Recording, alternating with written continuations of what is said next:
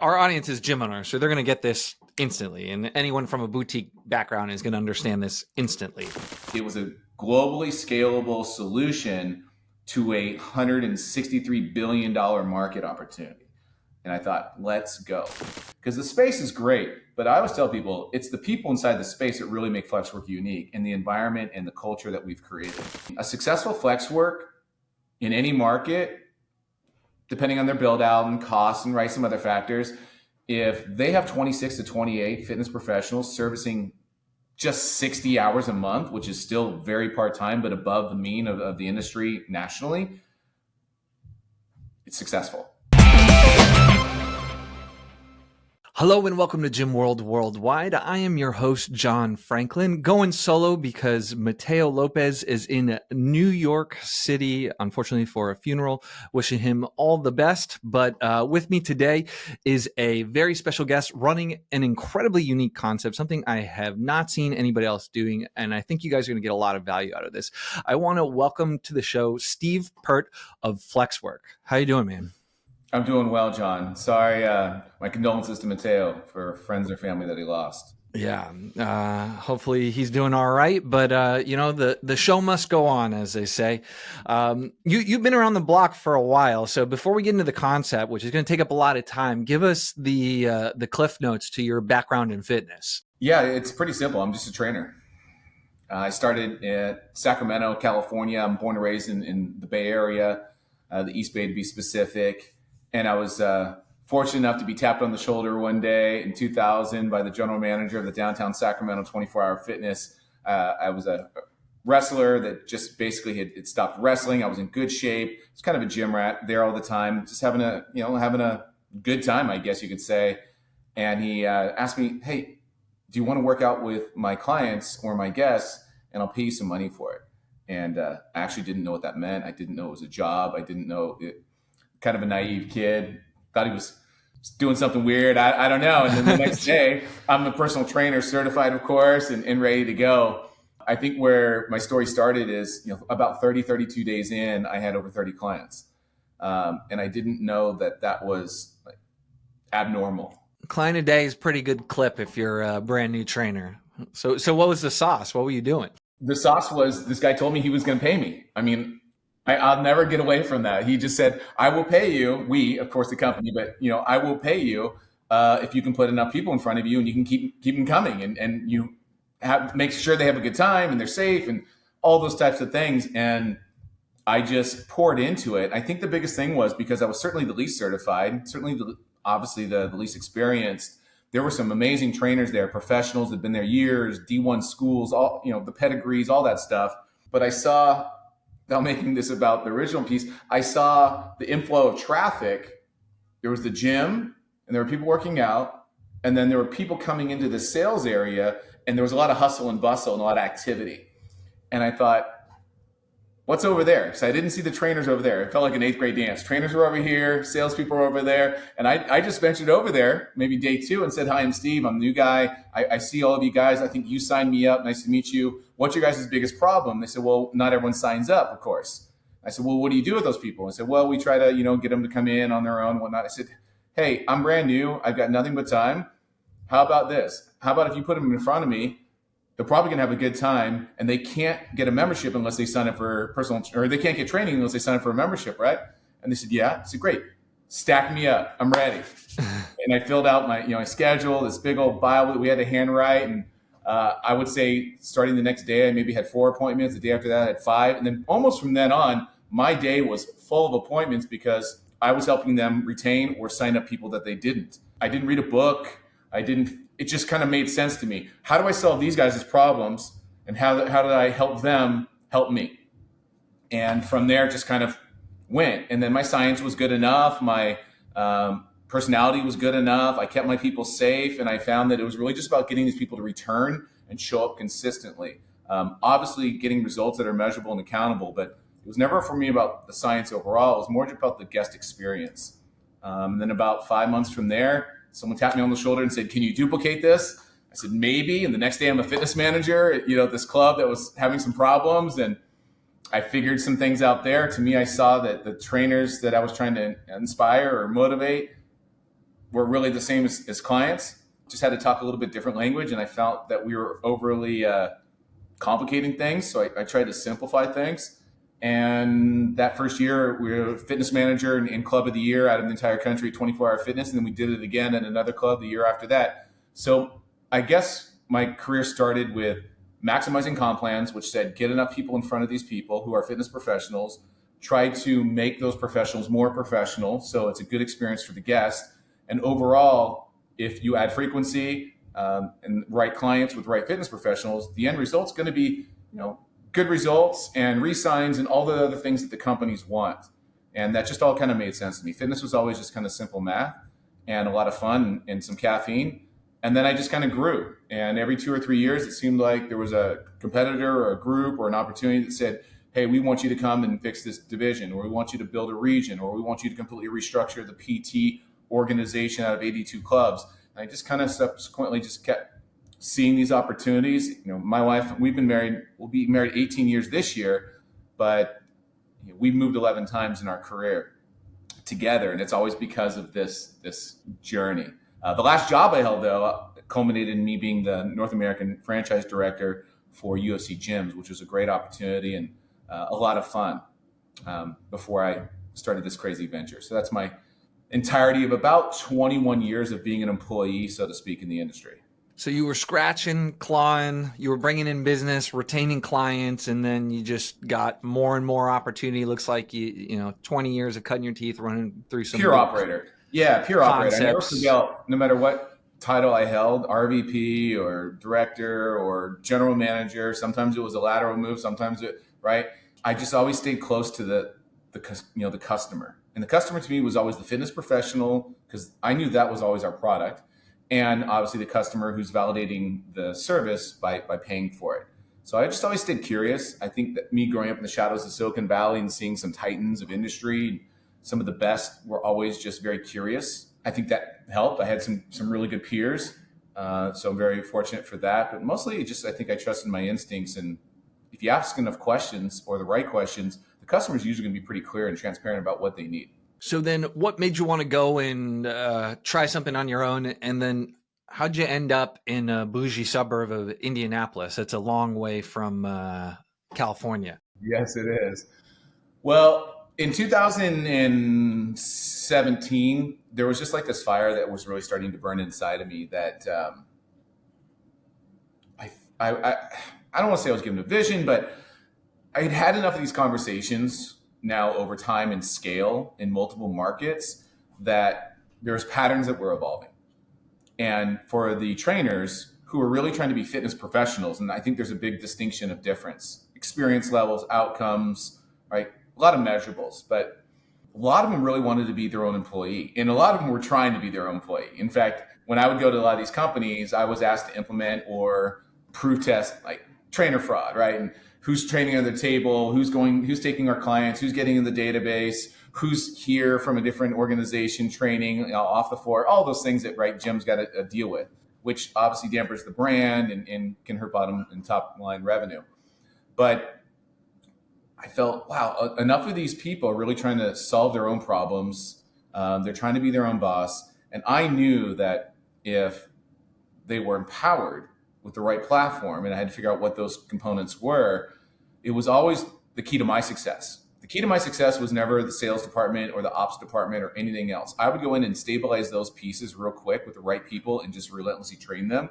But I turned them into the feeder and funnel system that I originally started with back at 24-hour fitness, because I wanted to make sure that the heart and the engine of the organization that I was at, whether it was the coaches at obviously UFC, all the way back down to in-shape health clubs and the fitness professionals at each organization or location, that's what the customers were coming for and staying for. And that's what made it sexy and fun and engaging. It was the classes, the coaches, the community, right, packaged up. And so I spent 90% of my time, once those things were stabilized, into the right people, doing the right things, and feeling like they're aligned with the behaviors that we were asking them to do, which also sometimes misaligned. That all kind of pushed back to giving me tremendous insights. And those insights were they needed a space to do it that made sense to them and really was built for what they're trying to do. They needed the right equipment, and they needed a business model and some technology that allowed them to communicate more effectively and monetize their skill sets, I would say, more efficiently. And so in 17, this thing just started like culminating inside me, culminating. And then I got a call and went to UFC, and that was an amazing just level up in my career and opportunities, and gave me a global perception now instead of just a national perception. And I started getting the same data from Japan and Norway and Mexico and Canada and all these different countries that were coming in, because one of the roles I held, I was the not only the franchise director, but I did all the management institute training. So if you came and bought a franchise, country or individual or region, I guess you could say, you spent a lot of time with me in our headquarters, along with Razor Rob and all the other cool people that contribute to the success of the team. Adam and Ryan and marketing and all these different groups. But mostly they were talking to me because I was going to show them how to make their money, right? I was going to drive their ops and how to hire and go through really the nuts and bolts of running this business. So I got that perception and insight, and it was the same problem. These people really wanted to enable themselves and break away from this employee mentality that our industry's basically held on to for 45 years. Estimated that 92% of the world's trainers and coaches are someone's employee, and only 8% are self-employed or work for themselves in some fashion. And so I thought, all right, well, that's a big market opportunity. There's a growing need.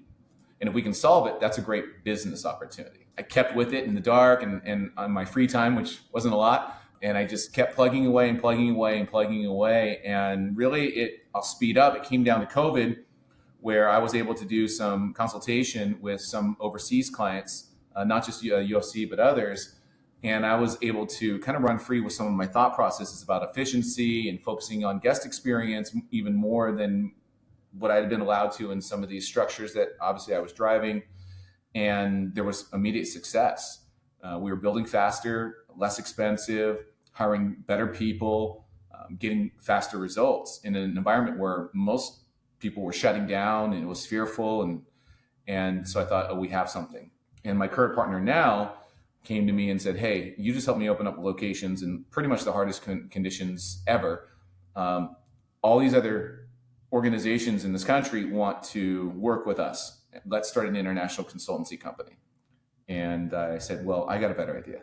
Instead of us spending the rest of our careers showing other people how to build their businesses like that, I've got a brand concept that essentially will do exactly the same work and the same thing, except we're going to drive it. He said, sell me that.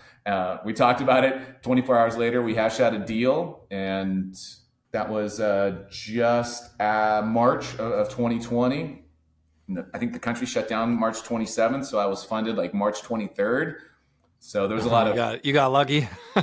Well, I got to say, there's been too much along this journey, John, to say that it's luck. I would say there's a lot of serendipity. I think God's looking out for me. There's been 7-8 times where this thing's been dead on arrival, whether it's 40% over costs, whether it's technology systems and partners promising that they could build my friction-free ecosystem, which is one of the reasons this even can happen and why it's so unique, saying they can't do it last minute. There's been some times where we just thought, all right, this is done before it even starts. And next day we wake up and it's either better or it's moving on.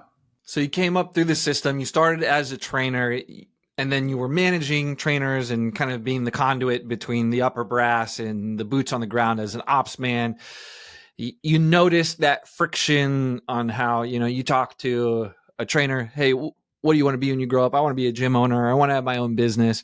And then you talk to the gym owner. It's very much like, hey, we got to have these trainers. They got to keep working. They got to maintain the clients. There are clients, and there's kind of a adversarial relationship, something we hear about from gym owners all the time. That's exactly right. With UFC, you were talking to a bunch of, a different tier maybe of some of these operators and people financing stuff. And then you started to do your own thing. And then, you've had this concept you've been tinkering and refining, and it's time to bring it to life. That's about the easiest way to sum it up. It took only about 7 years to go from what you're talking about there. 17 years prior to that of observations and even understanding this is a need. But I think that was the biggest thing. The biggest thing, you said, why? Because I identified that this was a need. not because I thought it was a cool, like, new option in fitness, right? I'm not the guy who's going to say my lights are a different color than yours, so my science is smarter. That's not our game. And I saw that kind of taste great, less filling Bud Light 90s, digital technology is the best. No, in the club's the best. And then during COVID, it was, at home's best. And now it's back in. It's always kind of been this and or zero sum game kind of mindset. And I thought, well, wait a second. The consumer is basically saying they want a bit and piece of everything or some things as long as it's easily accessible. It's funny you say friction. Back to conversation. My company, my consultancy company at the time was called FlexWerk Fitness, FFF. And that was really the biggest goal, was how do I eliminate and be just relentless about removing as much friction as possible during the processes. And it's just fitness. It's pretty easy to say, all right, where are the friction pieces? It starts at the front desk where you walk in and it feels like you're going to court because you got to stop. And then there's some young kid who's probably the most underpaid person, but has 17 or 20 different tasks put on them at the moment. They're supposed to say hi and goodbye and be friendly. But really they're checking you in to make sure that you belong.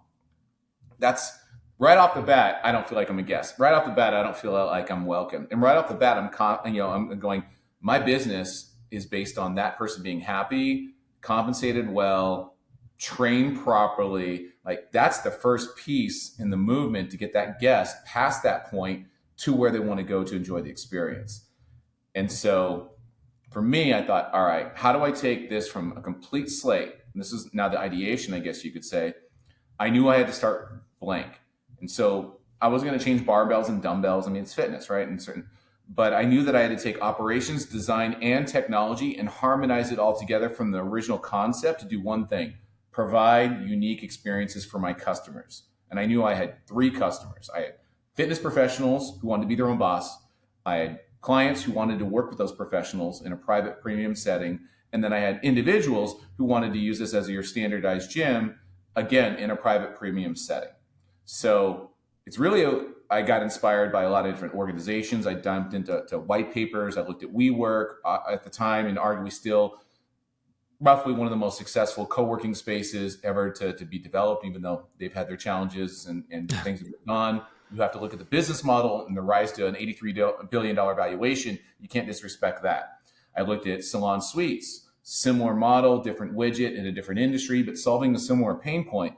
And then, of course, I looked at Uber and just some other frictionless purchasing and reservation companies, and really tried to think about harmonizing together. And the last inspiration was casinos. Casinos are great about using technology and operations design to move people to where they want them to move. And that's really what I wanted to do, because if I could do that, that means less labor, less specialized people. If I've got to get an $85,000 general manager and a fitness director and an ops manager, all these, then the numbers don't pan out. And that's the challenge with fitness, is we've been slaves to essentially the industry. It gets more and more expensive, and it's harder and harder to find the right talent. And that's a pain point for operators and owners and businesses and employees and guests and essentially everyone in the industry. And I'm not here to solve all that. I just said, I don't want to run a business based on those factors having to be perfect. It just makes it so hard to scale. It's the number one thing we hear from people who are, making the jump from 4 to 20 locations is just, hey, finding operators, maintaining staff. And, it's just some. And we've had our challenges too, don't get me wrong. But, when I have 4 hosts in its entirety, and I have one host who can essentially run the entire space and give excellent service and maintain a level of premium experience, and I can pay him $20 an hour with a commission opportunity, that's a game changer on the P&L and the pro forma, that investors now look at us and go, whoa, this is different. You don't have $30,000, $40,000 in labor.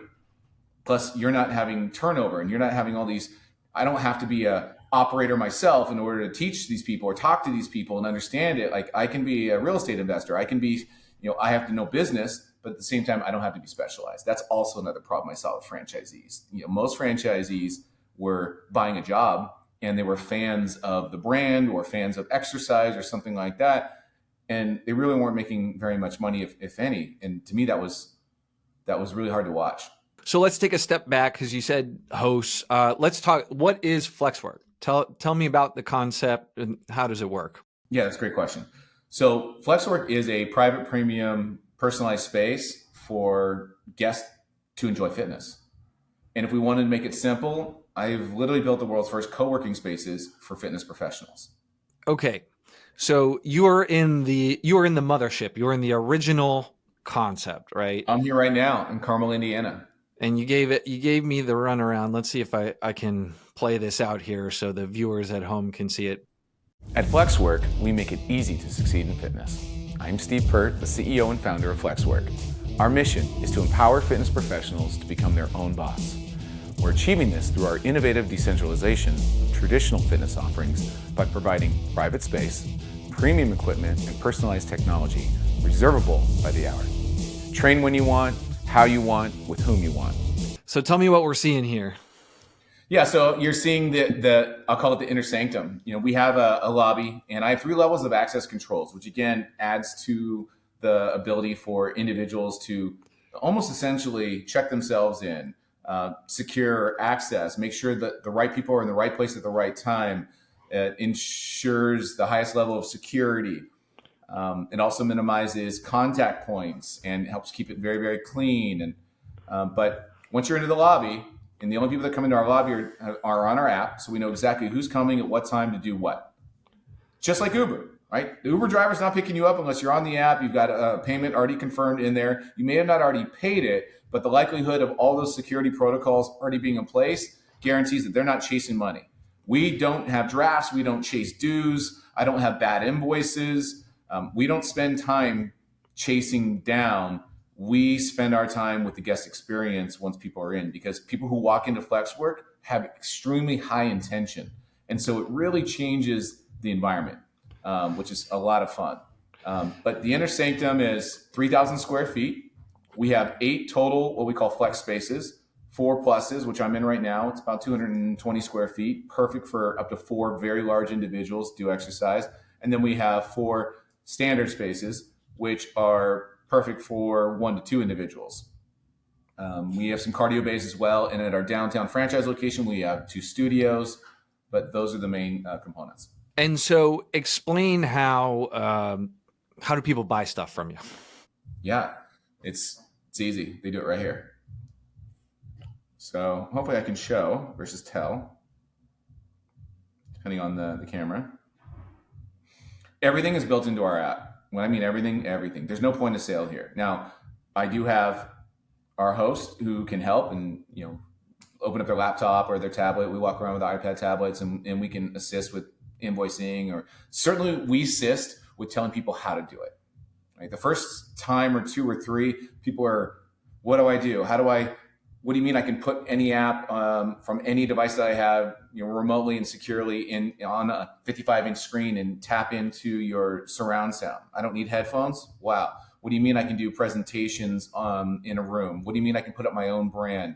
How do I get guests? So all these questions, because it's so unique and different, we've simplified it. And that's really what the host presence is all about, is helping you understand, giving you the tools, and then allowing you to kind of figure out which tools you want to use in your experience. But the app is really, really simple. It's set up. It's 1 click less than an Uber ride. You're literally going to go here. Let's say we want to reserve the space I'm in right now. I'm in a flex space. It's going to pop up all 4. I'm in +2. So I kind of like that one because I've got, now you see the red. I'm in there right now, but I guess what? At 2 o'clock, I can grab it. I already have a card on file. So I'm going to book it now. It just pulled from my card. Just check me in and I'm good. I'm done. Now, if I have a customer, let's say I'm a Fit Pro and I wanted to invite that customer, I can do so and they get an invite. Only 1 person pays for the space. This space is $22 for the hour. There's no first and last month's dues. There's no annual enhancement fee. There's no contract or rent or minimums or maximums. Is this what you want? This is what it's going to get, no matter what time of the day, no matter what time of the month. There's no specials and weekend onlys. We're known as being very authentic and very transparent and extremely consistent when it comes to our purchasing, pricing, and process. I think that's really key, because I think our trust factor, based on our 50-something Google reviews at 5, is very, very high. We're no gimmicks, we're no games. Hey gym owners, are you looking for a way to generate more leads, close more sales, and increase client retention? Introducing Kilo. We are a software company that gives gym owners the tools they need to increase revenue and run a successful gym. With Kilo, you get a beautifully designed website to capture more leads, an integrated marketing automation platform to increase sales, and our gym management software so you can add new client memberships, process payments, and organize your class schedule. If you're ready to upgrade your gym management software, book a call at usekilo.com. So I want to go work out myself. $22. Yeah. You're coaching me. So Steve, you pay $22 and you invite me, John, on the app. You pay the $22. You charge me whatever you want, and you keep that. I'll give you the exact same scenario. Back to getting in, right? So I'm going to go to my unlocked doors. Now I own it, so I'm getting all the keys. But let's say I was a guest. All I would have gotten was the front door key. I would have gotten the lobby key and the key to here. The front door will open all day long. It's all in the cloud. So that front door just opened up remotely. If I wanted to get into the lobby hall, I'd have to wait till 5 minutes, or the host can allow me in. Let's say it's a snowy day, by the way. So maybe I need to use a restroom or change. Of course, they're going to gain access, help the experience, go change. But this room will not open up until that time. And maybe we can hear it when I click, but there you go. I can hear it. Right? I can do this from anywhere in the world with anyone. That also helps from operations.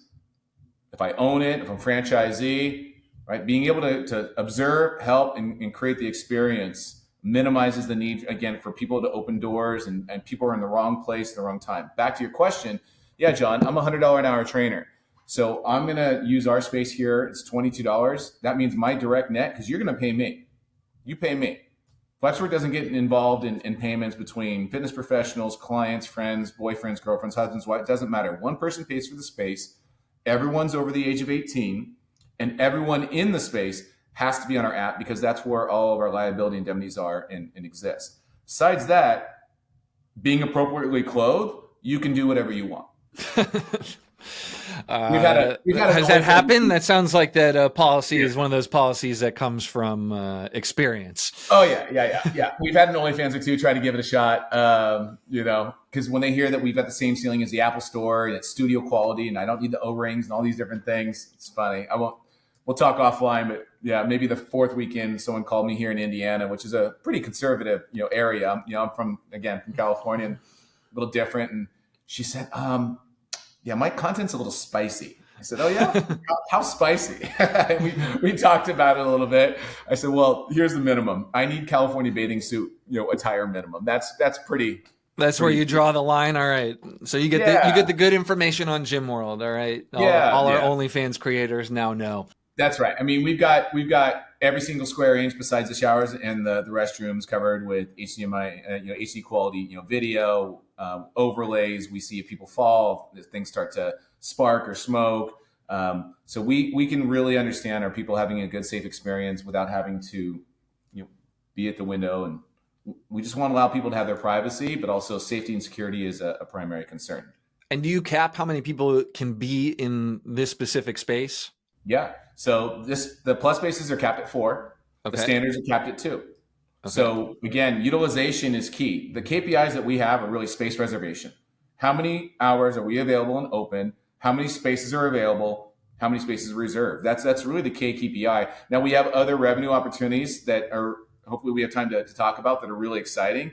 But when it comes to hitting that profitability mark and really looking at this from a pro forma and P&L standpoint, like that should drive most of your revenue. And so all we ever do is say, come be our guest and fill the space. And what does a standard run? The smaller $18. One?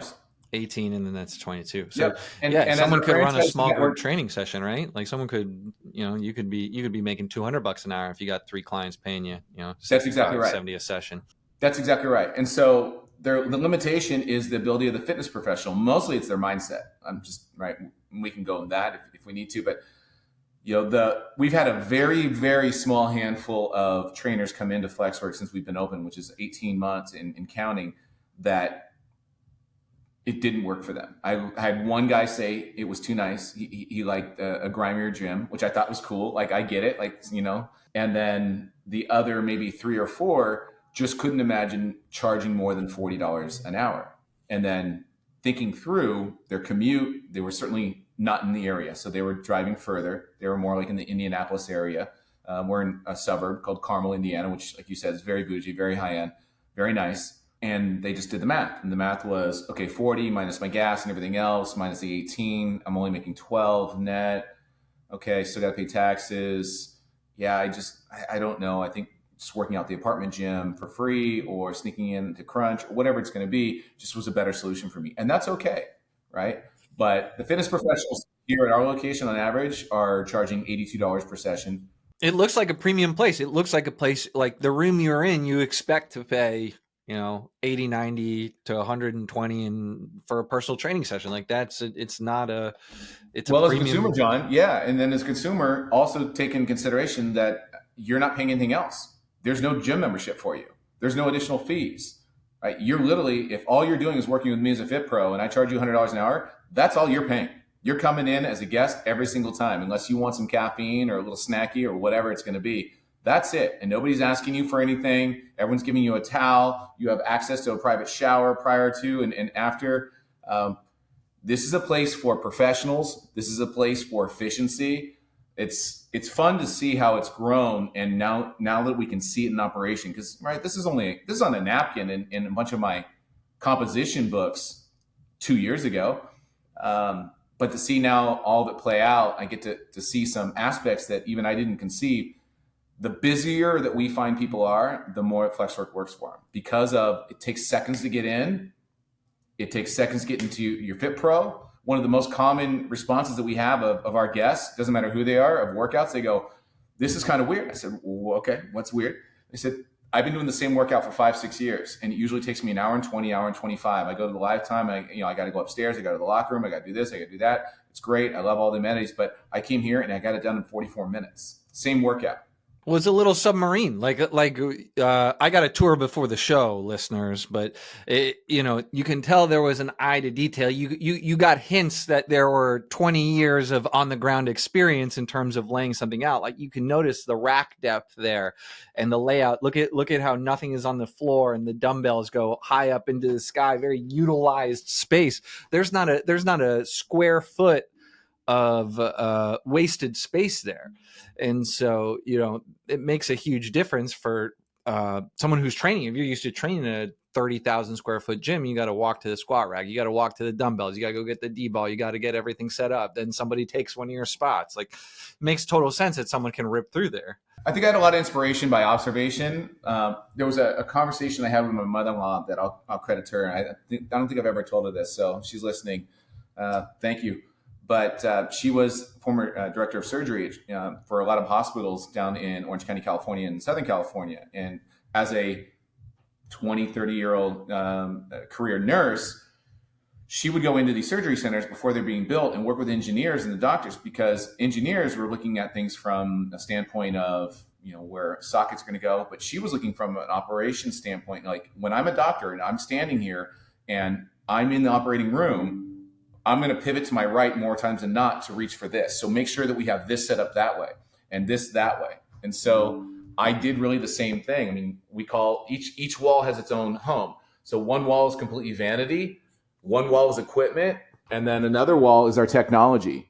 So that way, again, everything has its home, and there's efficiency and optimization. And I wanted it to be clean. And in a plus space, we can claim over 1,100 different exercise combinations. But I don't have to compete with a 30,000 square foot gym. Sometimes people come in and go, "Oh, you don't have a donkey calf press." I said, no, we don't. What do you need to do? Right. And as a professional, I can help you, or something you can do. But it's nice because we have more of an abundance mindset here. And we found more often than not, one, we don't compete with others. We're an and two. We have a lot of Orange Theory customers, Orange Theory coaches, other franchisees, people. Our whole space just got rented out by a BFT. The first BFT that actually is coming into the United States is here in Carmel, Indiana. It's going to be in Westfield, just a city just above us. They rented out our entire space last Saturday and had a huge showing with vendors and everything else. And people were going, "Wait a second, you let another company come in and reserve all your space?" I said, "Absolutely. Not only did they market it and do it, but they paid me, and it was full and it was great. And they don't do what we do. And plus, some of their coaches, when they can't coach classes and they want to train other clients, they're going to come here to supplement their income.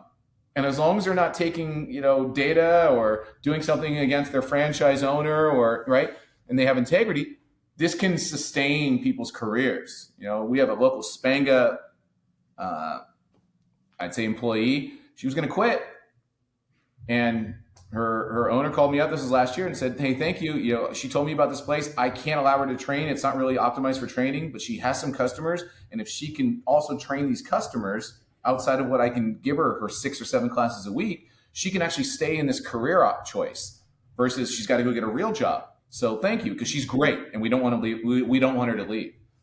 So we have an abundance mindset.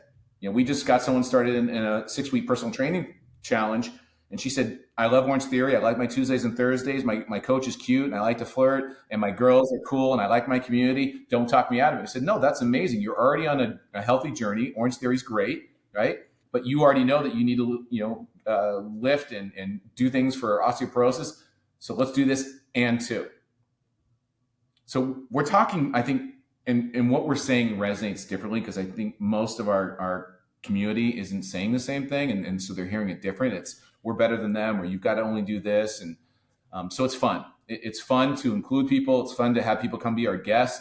It's fun to discover new opportunities to provide tools and opportunities for our guests. We can talk about that. Yeah, our audience is gym owners, so they're going to get this instantly, and anyone from a boutique background is going to understand this instantly. So, probably takes a little less explaining, because it's just like, oh yeah, this probably should exist. The gym owners are actually the hardest ones that I've had to, they're hard to break through to. So that's your audience. I love that. This is absolutely, I thought of this before. I had this idea, right? Versus executing and putting it together. But the old model of having employees and churning out just kind of the same process of dues and drafts, and it's challenging. It's challenging, and it's nothing different. But when I'm talking to other gym owners, I'm really not trying to sell other gym owners, because they're the ones that, it's competition for a lot of people. Everything's competition. If it's not my science, it's not my way, if it's not my employees, it's not inside my box, it's competition. Some have broken through, and they're great conversations, but I'm not knocking on their door, and I'm certainly not trying to conquest, their trainers, even though I think one of the first batch of trainers that came to us was maybe 3 weeks in.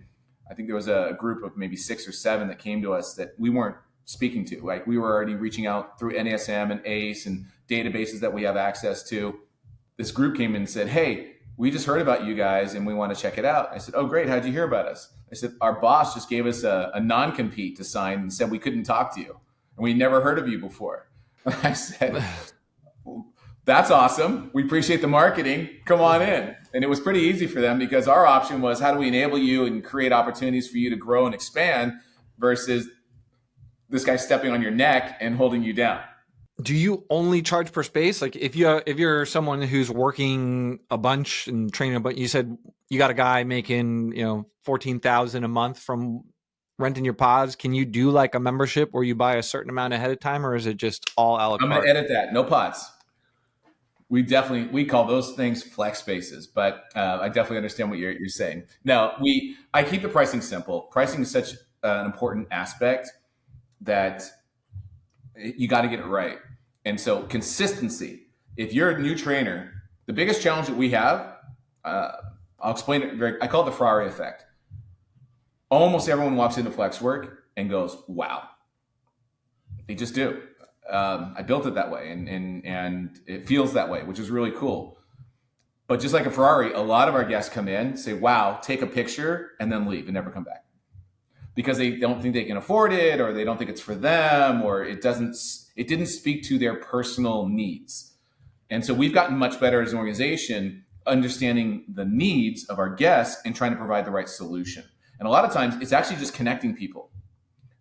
Before I get into that, it's back to you. So pricing is something that I didn't want people to have any pause on, right? If it changes, or you feel like you're not getting a deal, or someone else is getting something better, and you talk to your buddy in the locker room, and because he signed up at a certain time, or he knew the certain guy, all that nonsense that we've all been dealing with, it just doesn't feel very good. And so I just said, it's always going to be the same. It's always going to be consistent. So that's what we did. There is a way, though. There's two ways you can purchase. You can purchase as you go, by the hour. But I also built in some, I'll say some behavior enablers. I'm a coach and a trainer at the end of the day. And I know the behaviors that I want to enable and drive for trainers to become fitness professionals, to become successful. And it has to do with things like client frequency and duration and accountability and scheduling and conversations. And so I wanted to provide the ability for fitness professionals to not have to also just go ahead and do every one. Pat Charette, EFS India, by far our top performing trainer here. It's great. He's literally been here since about day 4. He services roughly about 150, 152 hours a month on average. So he doesn't want to go in every time and just hit 152 reservations. Plus, he's one of those guys where he knows that he reserves 4 weeks in advance. He wants that space at that time, and he doesn't want anyone else coming in to reserve it, because anyone can reserve it. The only way you do it is you prepay for it. So I made it real simple. So it's a free-for-all. And so he goes, all right, well, I can guarantee that I'm not, because the average trainer only reserves 48 hours in advance still in the industry, which is crazy. So I created some packages, 10 hours, 20 hours, 50 hours, and 100 hours. And it's like a digital bank that we have. And we don't do discounts. We don't do discounts and we don't do deals. I think those are dirty words. But I did incentives on top. And so he's getting a 10% cashback incentive right off the top for him he purchases 100 hours, every single month. It's about $2,200 every time he does it. He'll buy like one and a half sometimes every month. Every time he does that, he's getting $220 on top. So that drives down his cost per hour, which that's margin for him. Easy. I don't pay commission on it because obviously it's there, and they just renew them when they need it. And the nice thing about it is people only buy those when they know that they're going to reserve that many hours. So we're not driving like, let's get a Flex 10, let's get a Flex 50. And it's fun to hear our mostly trainers who buy those go, hey, I just got a Flex 20 for the first time, which means they're servicing more hours. Hey, I just got a Flex 50, right? So it's almost like an accomplishment in their career. Yeah, it's a no-brainer if you're someone who's running small group or personal training, like to just get your business off the ground. And why I think it's cool is that that's great for you guys. Like that's the best possible scenario, is a trainer is successful because that's how you make money. Well, I can say this, that one trainer here covers a little over 9% of my monthly operating costs. One guy. You said 90? 9%. Not 90. I was like, what? That would be a different conversation. But one customer. So my operations, my marketing, budget, it's very different. I'm not chasing 500, 600 members. I don't need to go through that. I'm not losing 50, 60 a month. In fact, we barely lose any. When people come to FlexWerk, they stay. It's very, very sticky. We can, again, talk about some of the other components as to why. But it's mostly about finding a successful FlexWerk in any market, depending on their build out and costs and some other factors. If they have 26 to 28 fitness professionals servicing just 60 hours a month, which is still very part-time, but above the mean of the industry nationally, it's successful. That's it. And once they're here and they're servicing clients and they're branding themselves and we're shooting content for them and building up their business, which is a big component of what we do, we're actually micro business builders on the back end as well. In fact, that's Kira, my corporate brand manager, who supports a lot of that. They don't go anywhere. And we have an open door policy. If you've got a better solution, you want to go build your own gym, awesome. But our customers typically say, why would I? We get all the rights, all the benefits without the costs and the obligations. So just to be clear, you offer services to trainers as well. So yeah, I thought it was more like sites, branding, that type of stuff. So basically the stuff they need to get a little more presence. Yeah, we can talk about that. So we have two different things. One is called Flex Connect. One of the biggest things that trainers need to become fitness professionals is more clients. I mean, that's probably top 1 or top 2, bottom line. And the hardest thing about coming to FlexWerk for every single trainer who's come here, every single one, is the fear and apprehension of going from their solution, which almost all of them identify as less than optimal, to FlexWerk, which is optimal. I mean, we have people who walk in here day one and double and sometimes more than 2.5x their income just by walking in here. And they've taken a couple customers or clients or whatever else it is. Their net earnings doubles, which is pretty powerful. But the fear and the apprehension of the unknown, how long is it going to take me? Do I lose clients? Will clients come with me? I'm 20 minutes away. I don't know if they're going to leave the little gym that I'm already in or my apartment, or I go to their houses or whatever they're already doing. Wow, I see all these guys and girls with swag on and branded, and they're in uniforms, and I don't have any of that. I don't have a website. What about marketing? I'm not good on social media. So all these things compounding when they realize, oh, wait a second, these are the tools and skill sets and basically the ecosystem I have to have in place to be successful as a fitness professional. That fear and apprehension freezes them. And I found that in the first couple of months, they would come in and say, I'll be back. I said, great, when? They're like, a couple of months, I got to build all this stuff. And I was like, wait, no, just start. And I found that it was the same challenges as working through like CRM database transitions and transfers in fitness. And I've been through quite a few of those, right? Us executives were looking at it from a, who's going to manage it? I don't want to manage it because if it doesn't work, I'm going to get fired, or I'm going to, the boss is going to like me, or we're going to lose guests, we're going to lose clients. Like all the fear and unknown of what's going to happen in the interim, when really we just put a plan together and we start marching down the road. At the end of it, the outcome is usually pretty good and pretty optimal and not as stressful. And so I not only wanted to create revenue opportunities, but mostly I wanted to expedite the decision and action for these trainers who are coming in. And the first one was getting them connected to clientele. And so I partnered with GymWatch. We're the only ones in the organization, to my knowledge, is doing this. Essentially, I've created lead funnels for very short, like 6-week challenges. And what we do as a host, we'll pick up the phone, we'll go through the lead funnels, we'll get through all of the lead databases, get them to high intenders. We'll do a very brief 9-minute PARQ over the phone to make sure that they physically can, they know there's going to be investment, and they're generally around the area. And then we have them show up to an orientation, which we set them up with a fitness professional here.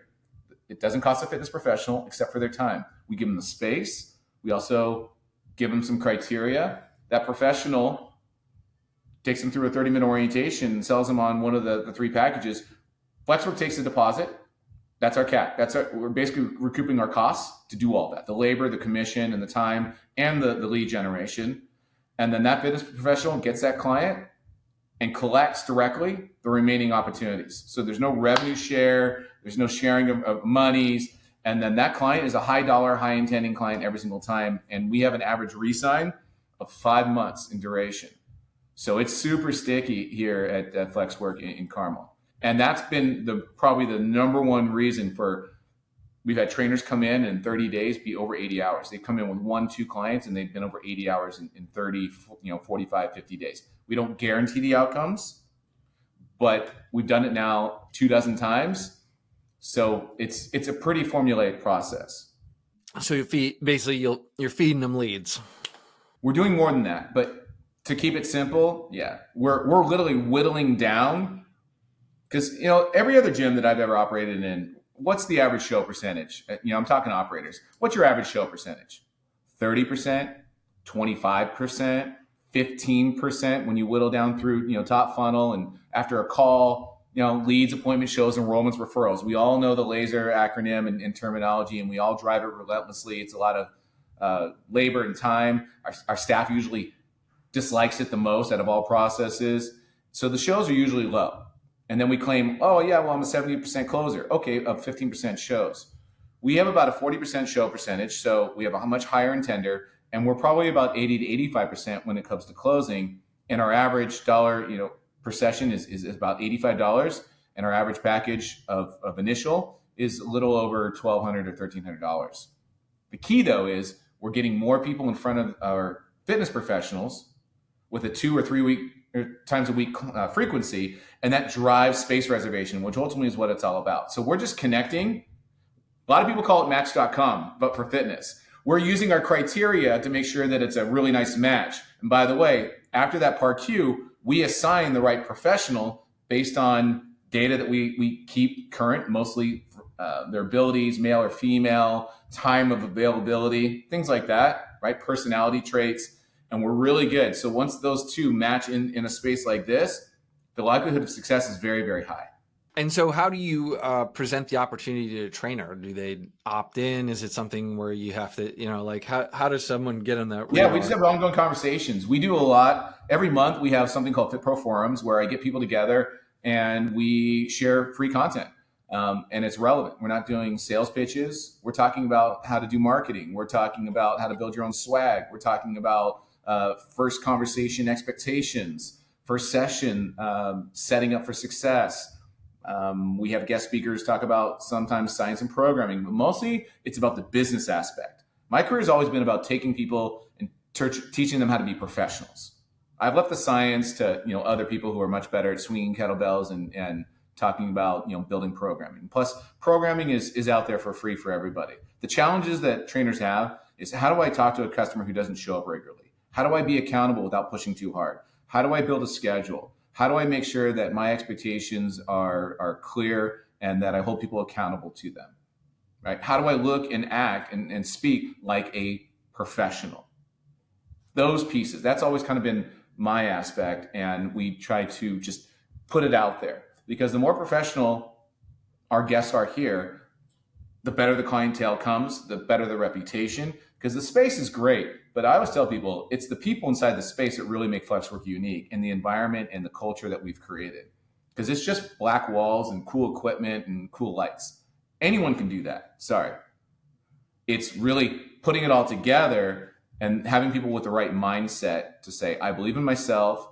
I'm going to be a professional, and I'm going to attract amazing clients who are looking for a private professional space to do this, which happens to be the best clients out there. They're the ones that have the least amount of time, can spend the most amount of money, and are prioritizing health. So there's not a lot of hard closes on getting our customers and our professionals together.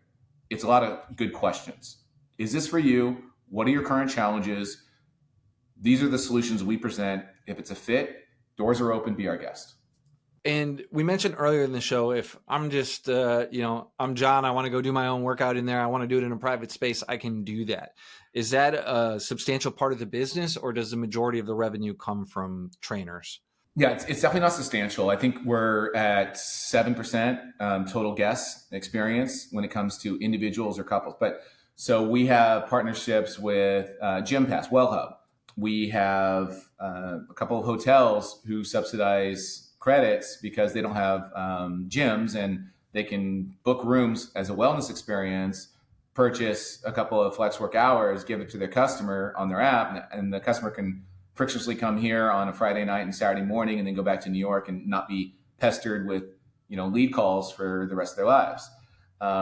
We have a couple couples that come in here and put up their app and remotely train with their trainer, right? And that's the thing about our tools. We barely even talk about our technology, which is one of our unique value propositions, and enables our clients and customers to connect remotely and have great experiences. But because it's too much, right? You just have to experience it when you come in and then go through this process. But yeah, it's really nice. They come in 2-3 times a week. Their trainer, I don't even know if he's in the state, and you can always see they've got their camera on a suction cup on the glass. You can see your fitness professional. He can see them, and they're always in a consistent space. Because when you're doing remote training, what's the one commonality that your customers always need? They still need to ingest your content in a space. So what are they going to do? They're going to take their little phone and put it on the ground and work out at Planet Fitness? Maybe. Or they're in their basement. So this can be an end user, not just creating content, but ingesting content. And we have at least a dozen customers that come in individually to do that. I would say we have individuals that come in who are both men and female, who do not want to be in a busy gym where they think everyone's an expert and they're not. So they're just socially awkward, they're body conscious, or they just have bad experiences. And this is a fun, sexy, cool place that allows them to be in their own private space. But no, it's about 7 or 8%. Our downtown location is a much more urban environment. It's only blocks from the Pacers and Colts, and it's on a great, basically the main thoroughfare. And I think the data shows that they're seeing more individuals, which is nice. So you have a juxtaposition of a dense kind of urban downtown location, and then a high-end suburb location, showing kind of two different uses. Yeah, because I would imagine that's a completely Ultimately, John, different though, I clientele. never get away from it. This was built for the exponential factor of finding trainers and coaches who want to drive their business, because I find one trainer who's even servicing 60 hours, I'd have to replace that with 12 or 15 customers. So I know that we can find the one and then support them and help them and grow and go. Fantastic. So it becomes very exponential. A lot of people say it looks like a software company on the back line, because it continues to compound and grow exponentially. And then if we have one or two or three fitness professionals come in already having clientele, our growth jumps. It doesn't go up and down like this, like your typical dues draft in your normal gym, right? Where we signed up 100 people this month. Great. How many canceled? 98. So you did all that work and all that effort for a net 2, maybe in the summer, maybe it's a net negative. I've seen that. And so what are what does this look like at maturity? What do the numbers look like? Like, what are you aiming for? A set number of personal trainers, a set number of utilization? Obviously the goal is franchising, or you're offering franchising. So I'm sure you've put a decent amount of thought into this. Day one, I knew that we were going to be an international franchisor. My partner's out of Tokyo, and we knew that this was going to be a global solve. So even my supply chain, where my equipment's coming out of Italy, not China, our back end, which allows gateway processors anywhere in the world, we built this to go scale. Also, the 24/7 monitoring on our systems and processes. This is a global problem. Coaches and trainers in Tokyo and Norway, like I said before, and in Australia and Texas, and it's all the same. That was one of the, again, epiphanies I had. It didn't differ. So it was a globally scalable solution to a $163 billion market opportunity. And I thought, let's go, because everyone's chasing the lead dog. Everyone's basically copying Gold's in 24-hour fitness from 1983. And I don't mean that to disparage. It's true. Tell me a gym that's not running the laser and the memberships, and you got to get people in, you got to sign them up, and you got to do the dues, and you got to do the drafts, and you got to have coaches or classes and your modality or whatever. It's we're all saying it's different, but really it's not. Even when getting into wellness and all these recovery scenes, and then the trends change every 2 or 3 years. So it's a global. Right now, we're ready to get out of Indianapolis. We've sold Indiana, so that was good. Proof of concept has been proven. I can't tell you numbers as a franchisor, but I can tell you that I think back to referring, if you can find 26 to 28 fitness professionals at minimum, right? That's your minimum, that are servicing 60 hours, and you're charging the right amount for your market based on your loans and your build out and everything else, then you're doing well. Everything else after that becomes great. Throw in your Flex Connect revenue opportunity. That's good. And then we have a brand building opportunity. This is the last kind of a leg I can say that we have, where we build our customers' brands. The other part too, back to people were frozen with the fear and the unknown. I realized that the years that I had put together, and tens of thousands of dollars to put together my logo and my brand, the trademarking, my technology stack, all of it, I thought, wow, this is what we're going to do to support our franchisees, of course. But these individual trainers coming in, they're really sub-franchisees. They have the exact same needs requirements. And so as a trainer, one of the reasons I decided to do a pay as a play, because a lot of people were saying, oh, go ahead and do the rents like Salon Suites. And I thought, no, because not only did I not want the spaces empty, but I didn't want one person claiming a space with their name over it. I wanted them competing, because I knew it would be a 7 or 8x greater earning opportunity.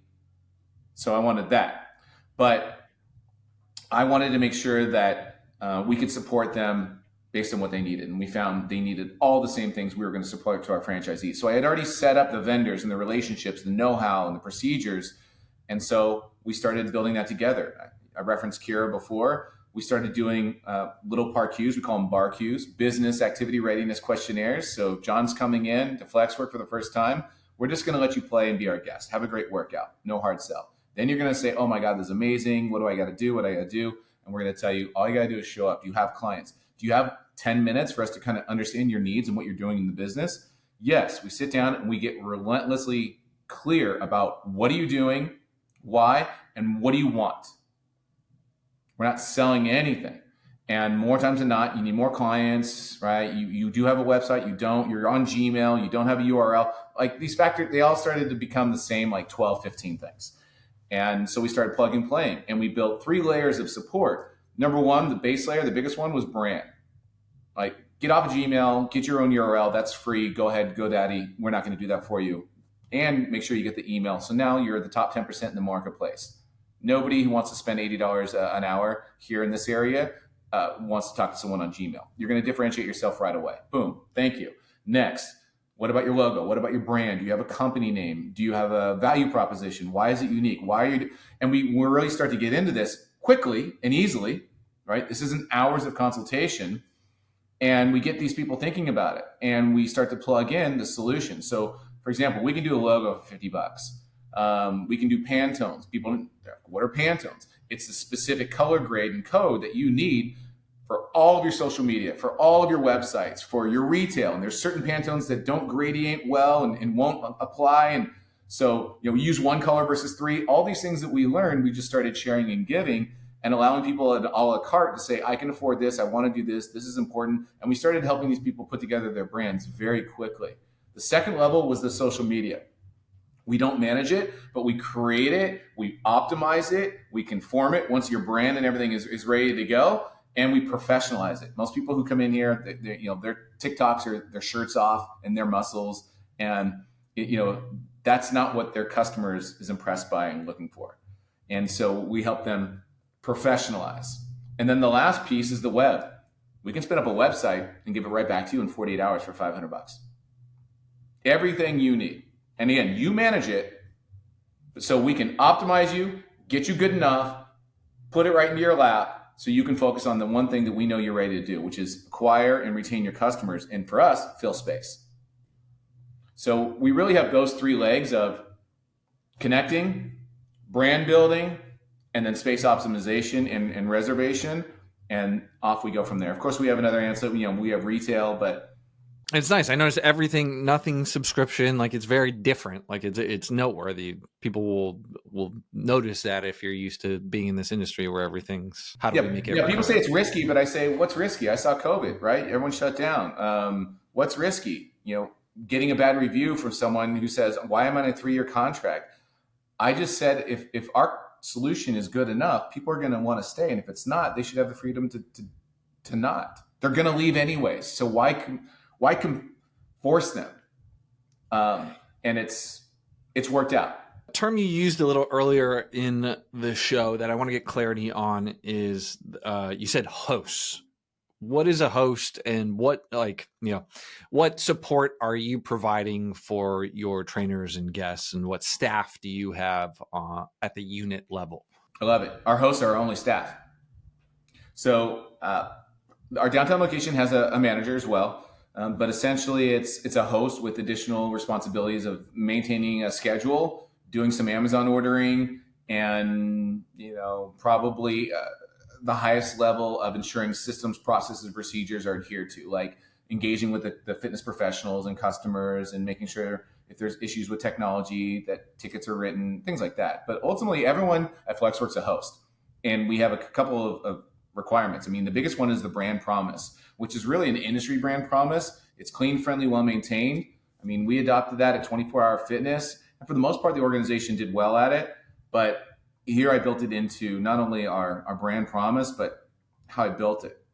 You walk into our shower or our bathrooms and it's floor-to-ceiling tile. People say, oh, it's beautiful, it's this and that. Yeah, but I built it to be extremely clean. We can literally sanitize it and clean it in less than 90 seconds, like thoroughly, with no gaps and no mold and no issues. So being able to ensure that every guest experience is excellent is not difficult. And that's ultimately what the host is. I mean, even the name of the host. I mean, I went through dozens of iterations of catchy, cute names. I mean, concierge. I thought that sounded too pretentious. And then, right, all these different things. And ultimately, it always came back to host, even though a lot of people said, well, that's going to sound like a 16-year-old kid at a restaurant. Maybe until we educate our community that a host is really someone who makes it feel like you're our guest. And that's what it feels like the second you click into FlexWerk.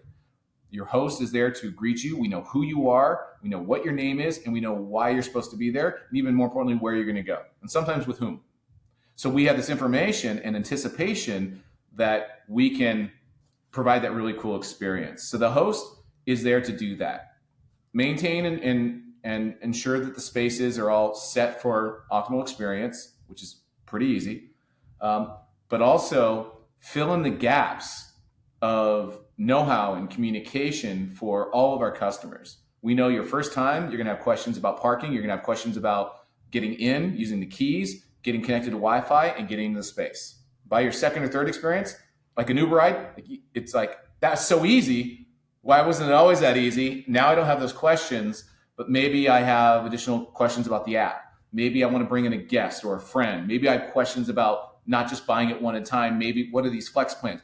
And just expanding now their needs based on how they're experiencing flex work. And that's why the conversations are fun, because mostly we allow the guest to come to us, even though we're already anticipating the vast majority of their needs. People don't come in here for hamburgers and French fries. They're coming here to work out in a private premium space. So it's a very contained option list. And so how many hours a day is it staffed with a host? Always. I could run FlexWerk without hosts. And some people said, you don't need it. I said, no, we don't need it. The technology allows us to remotely allow people in. They can key themselves in. It's pretty efficient, but I want it. The host, as I referred to earlier in this podcast, is a huge component to the success of the guest experience. And so I made sure that until data tells me otherwise, I'm going to have a host on staff from open to close. And here in Carmel, we're open from 5 to 9, Monday through Friday. We don't close, and we're busy throughout the entire day. And on Saturdays and Sundays, we're open at 7 till 4. And I can expand those hours at any time, but we're a little bit of a bedroom community. So, yeah. And I've ran 24-hour fitnesses. Let's keep it real. Nothing good happens at 2 a.m. in the gym. Yeah, you don't want that. And then this one looks like it's a little later, 5 to 10. Okay. Yeah, it's downtown. You have a lot. It's kind of clubs and nightclubs and youth, and there's hundreds of, if not thousands, of apartments right there. It's just a very different vibe. Right, younger people who. Right, and it's a franchise location, so they have the ability to choose and dictate, what hours make sense for them and their business model. Awesome. And so, what's next? You said you're ready to get out of Indiana. Where do you hope to be a year from now? Yeah, I would say 2025, we have a very specific mission. We want to sell 20 additional locations and we want to open another 3 this year and have another 10 open in 2026. I'd like of those 20 to be spread between 5 to 6 metro markets. We're not looking to go into 20 metro markets and do one at a time. I think from an efficiency standpoint, an operator is going to be more efficient if we can put time and effort and resources into a group that wants to do 2, 3, own their metro market, like a Nashville, in Orange County, California, Sacramento area, New Jersey, obviously Miami, whatever it's going to be. But this is a no-brainer. If we can do it in Indianapolis, Indiana, where let's just say the market competition is low, but at the same time, there's not a very deep bench of fitness professionals here, just based on population and options. We go into those markets that I deemed we think it's a no-brainer. Also, we're ready for international expansion. We've had a lot of inquiries internationally, probably about 2022, some pretty large, but we've been holding off just to make sure that we really felt that we were ready to grow. And last year, I spent a lot of our time and resources opening up our first franchise location, the downtown one. A lot of lessons learned, a lot of good things came out of it. But it also showed me where there were still gaps. And mostly it comes down to my team and making sure the right franchise group is ready to execute. Because at the end of the day, right, a franchise is still a business and you've got to operate it. And, I've heard people claim before that, sometimes franchisees can be absentee and it's just going to make it 20%. And I've just never seen that business. I've never heard of that business. You still have to be a leader. You still have to show people communication. You have to take the policies, procedures, and processes that we've created and are continuing to create and apply them. That's where our future growth is. I don't need to go build 100 in the next 24 months. This is not a sprint for us. This is something that we believe is going to be an 8 to 10-year journey. We believe we can build over 1,000 of these locations domestically and double that, internationally, based on how many fitness professionals in every market there are. So we want to scale this, but we want to scale this appropriately and successfully. The success for our franchisees is really the key to everything. And so if someone listening to the show wants to get more information, where are they going? Yeah, certainly our website's, it's super easy. You can go to our website. We just have a little bit of a lead funnel. You can call the corporate location 888-353-9975, extension 1. But you can email me direct. That's fine. Let's go to s.pert, my last name, PIRT, at FlexWerk, and work is with an E, fitness.com. Happy to take those inquiries and drive through the process, which also is very streamlined and straightforward. Awesome, Steve. We appreciate it, man. This is a very interesting concept and definitely something I will keep my eye on closely, because I do think it is unlike anything I have seen, and I don't know of anybody else trying something similar. So wishing you the best of luck, and hoping we have a follow-up show when you got 1,000 of these things. We love it. Let's have it at 20, and then we'll go from there. How's that? All right. Awesome, Steve. Thanks for making the time. I'll be our guest whenever you're in town. We appreciate the time and the opportunity. Yeah. And listeners, if you enjoyed this, finding guys like Steve, getting them to come on the show, give you 20 years of fitness industry experience, all free of charge. It's hard to do. So if you got some value out of this, subscribe. And if you are a gym owner looking for gym management software, head over to usekilo.com and book a call with our team. And maybe we can make life a little easier for you as well. Yep. If anyone wants to connect with me, John, they can also go to my LinkedIn, Steve Pert. I'm happy to engage with people and collaborate with like-minded individuals, always. Awesome, Steve. We appreciate it. Until next week, Gym World.